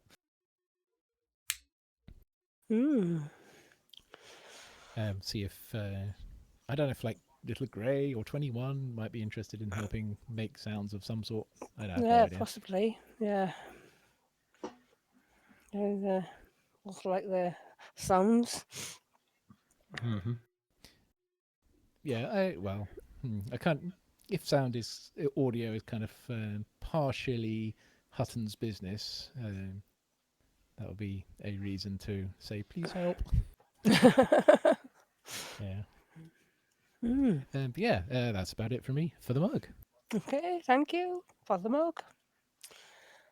Which Then, leaves Mia I talking to think me. it's before I do though, I've just seen a message that probably was sent quite a while ago, and it's just a message to Miss Vantian's mum. A speedy recovery. She's 2 new cyber legs installed, so been pounding up and down the corridors. Grade 5 hip upgrades. Yeah, grade 5 hip upgrades. Yeah.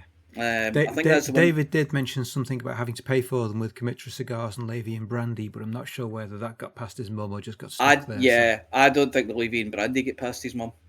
I'll be honest. That got past Dave, to be fair. Yeah. So yeah, just wishing her a speedy recovery because she's been a bit ill. Get well soon, Yeah, get well Definitely. Mrs. Fun. Right, and with that, Mr. Littlebreaker, what have you been doing? Injecting seams. Yes, yes. Lots of them. Yeah, lots of them. Well, they're everywhere, aren't they? Oh, Yeah. dear. I think I've beaten the audio feed problem on the news digest to death with the soggy end. So I thought you were going to hopefully- say I thought you were going to say you'd beat the record for seams. Yeah. yeah, possibly. Very possibly. Yeah. So yeah, we'll come back to that later. But other than that, not a huge amount. I've downloaded the Yeah. update. I'll be playing Yep. that this evening, probably while I'm uploading this seam-free show to YouTube and the podcast feed later. Ooh. Because I've even dusted off my flight controller, so there's a What? chance I'll get in game for an hour. Oh, so It's bad that it needed dusted off though, but you know. yeah, it's a dusty house. We've got dogs. Yes. That's fair. But Well, yeah, yeah. Other than that, life's been relatively quiet and peaceful. So Good. for me, it's just Yeah. for the mug. For the mug. And we've got one, I don't know if he's still there, but we seem to have a stray that's wandered in from the Canadian wastelands. Hey, how you doing, Taryn? I'm doing great. I even put a shirt on for Flossy today. Oh, that's nice of you.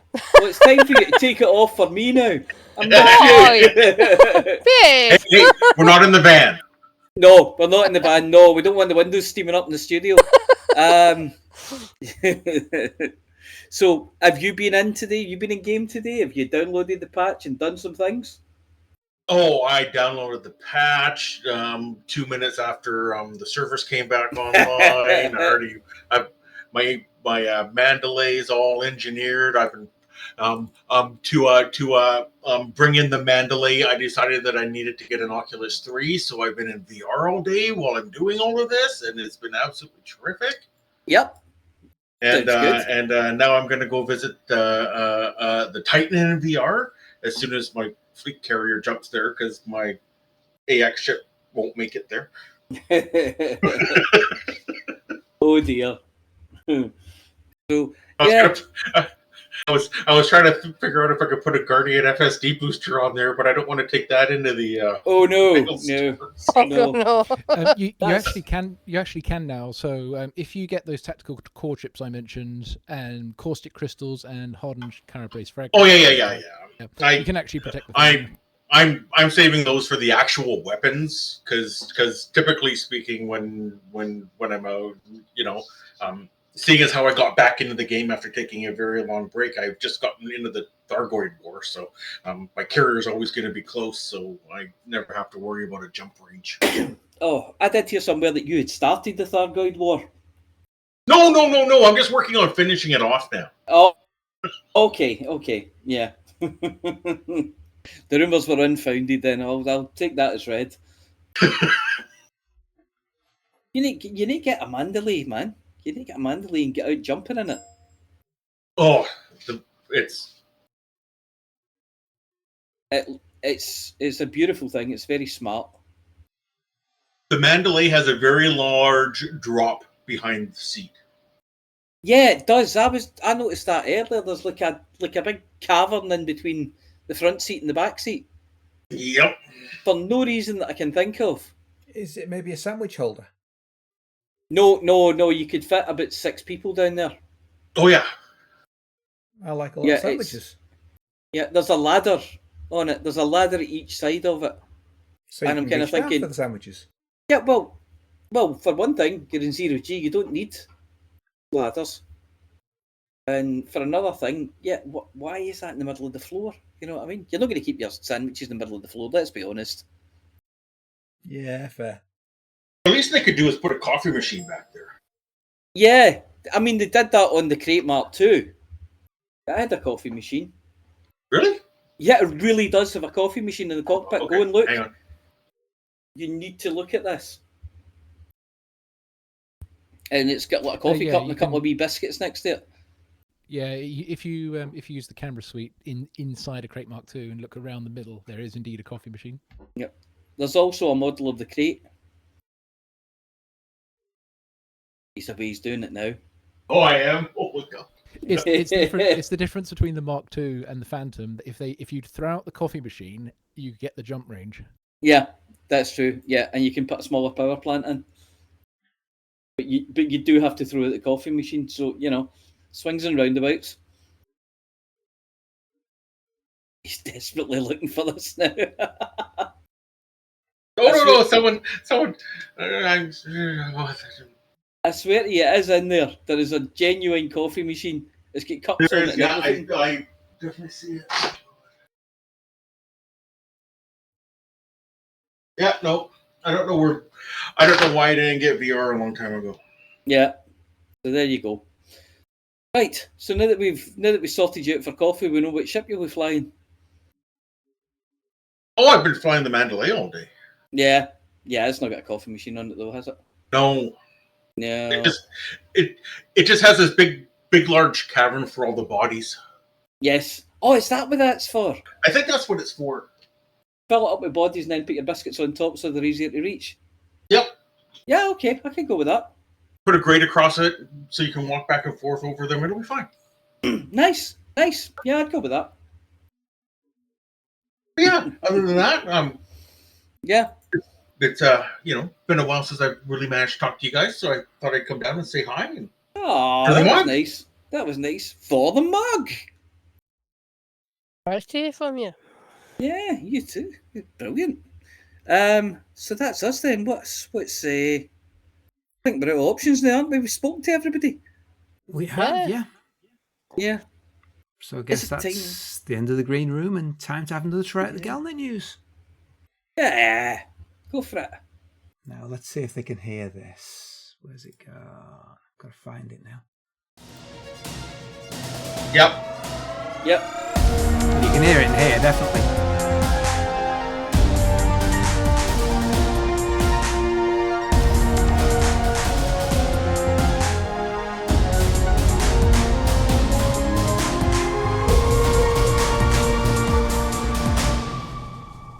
Galnet News Digest, 31st of October 3310. We read the news so you don't have to. In this week's news, the Mandalay is available for early access, but not everyone is happy.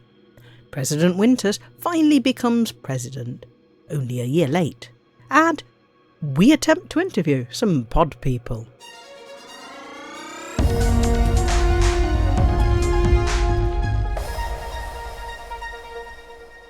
Sirius Corporation executives have boycotted the launch of the new top-flight Zorgan-Peterson exploration craft, the Mandalay, amidst rumours of a rift over the use of the Achilles frameshift drive. The Mandalay, released 9 days later than planned, is a built-for-SCO medium ship designed to knock the Anaconda off its perch as the ship with the longest jump range, and to offer a comfortable, fun ride for explorers out in the darkness of space. The Mandalay turns on a sixpence, so you're lined up and ready to jump almost before you've finished fuel scooping. The inclusion of 6 hardpoints has made some commentators wonder whether the fast and agile Mandalay might be of interest to pilots who are not explorers. No doubt potential use cases will be tested in the coming days. Zorgan is particularly proud of the Mandalay's handling in atmospheres, and the steps to the airlock door are fully functional, suggesting that the ship's designers may be proofing the craft against possible enhanced functionality in the future. Sirius Corporation failed to make anyone available to attend the ship launch. The long-term holders of the monopoly on frameshift drives are believed to be concerned by the popularity of the Super Cruise Overcharge FSD developed by Achilles Aerospace, which is rapidly taking market share from Sirius. Zorgan-Peterson, like Falcon de Lacy and Laken Spaceways before them, have chosen to build new ships that make the most of the new drive's capabilities.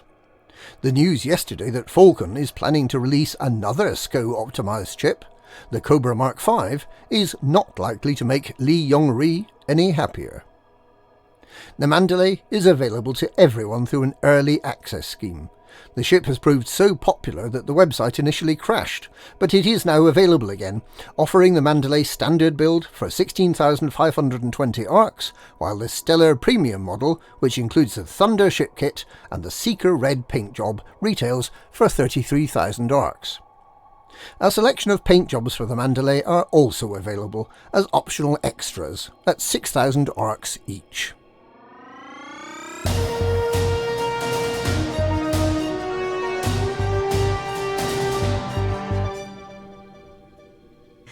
Mandalay may have been a few days late, but that's nothing to President Winters, who must surely go down in the history books as the most reluctant presidential candidate ever. Following several months of delays in the electoral process last year, Winters was finally declared the winner of the presidential election in October. More than a full year later, she has finally agreed to be sworn in and has replaced President Hudson as the leader of federal space.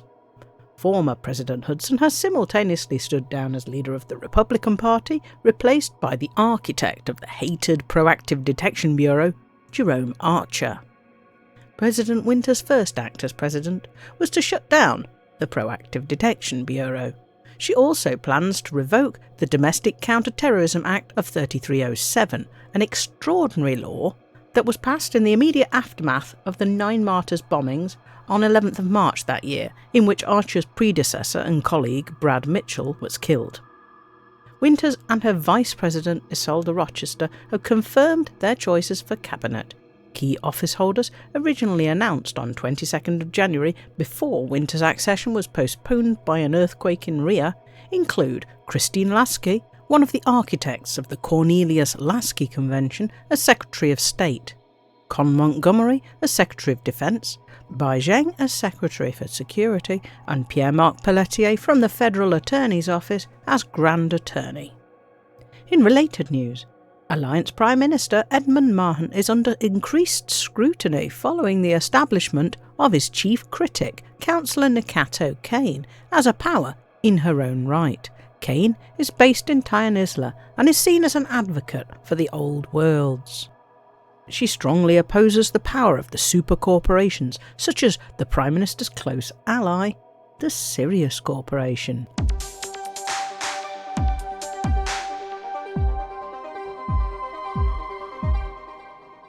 There's no further word this week on the theft of knowledge and attempted remote control of Sojin A by the Thargoids, or on the implications of the security breach on the so-called pod people who've been rescued from the Thargoid Titans. Speculation that these people might be able to be remotely controlled by the Thargoids appears to have been misplaced. We asked some of the pod people for a comment, but all we could hear was their contented snores as they slept on in their life support cocoons. Perhaps we should have woken them up first.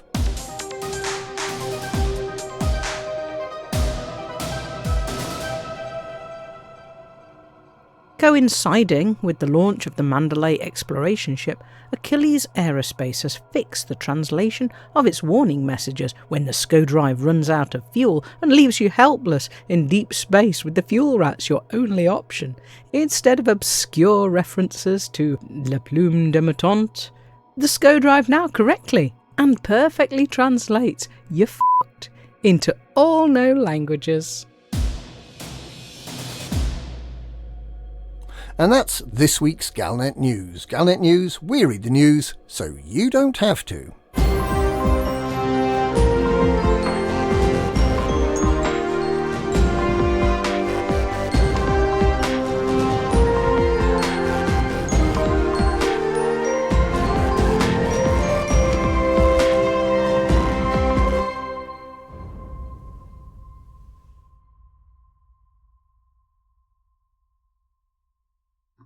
And finally, that's the end of Galnet News. Totally seamless. Don't know anybody who's worrying about it. Oh my god, is that the end? It is now. Yeah. Yay! End of the news, Oh, end we of the made show. it. Yeah, we made it. More or less intact. Yeah. Oh, I think I'm ready for sleepy times now. Yeah, it's been a long one. Yeah, it has indeed. Yeah. So is anybody able to do the shouting of the farewell greet? Can do if you want. Excellent. In that case, there's just the usual warning that the next bit's going On to be my quite own loud. in the house. Yeah. Ah. Oh, we'll go to the pub. My klaxon isn't working. Oh, Aruga, no. Aruga, Oh. Aruga. Awooga! This is not okay. For the mug! For the mug! For the mug. It's a drill. This is a drill.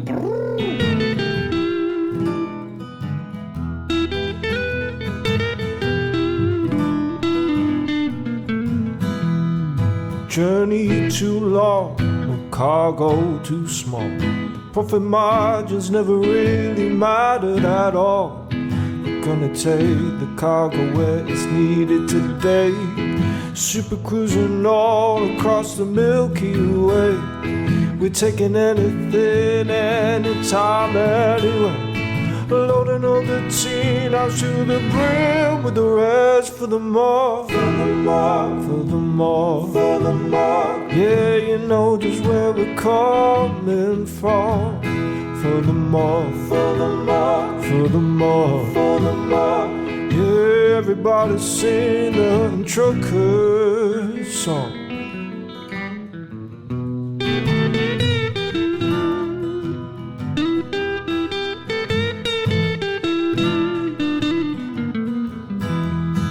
Flossy always seems to crash into the sun. Skibble lights the pilot on the Xbox One. Halving out the frame, you know he leads us well. Trucking across the galaxy, now everybody out. For the more, for the more, for the more, for the more. Yeah, you know just where we're coming from. For the more, for the more, for the more, for the more. Everybody sing the Hutton Trucker song. For the more, for the more, for the more. You know just where we're coming from. For the more, for the more, for the more, for the more. Everybody sing the Hutton Trucker song.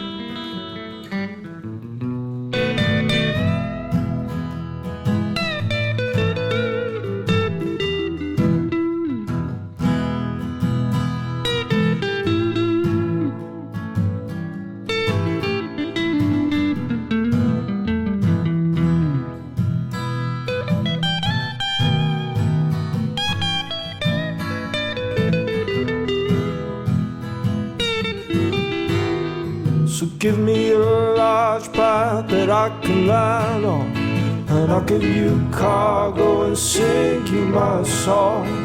No point 22 light years to go, cruising to no journey too long, no cargo too small.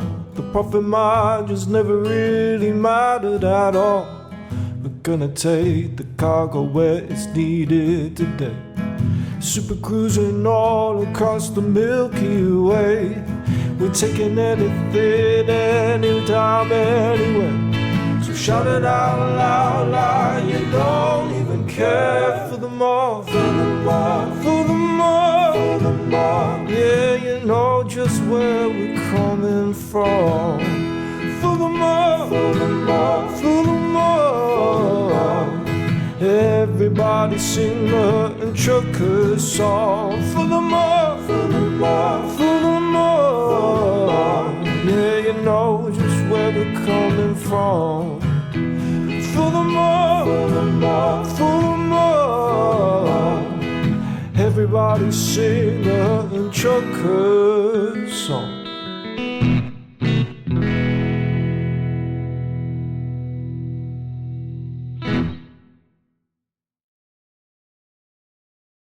Well, ladies and gentlemen, that is the end of the show. Everyone's buggered off now, so why don't you bugger off too? Seamless.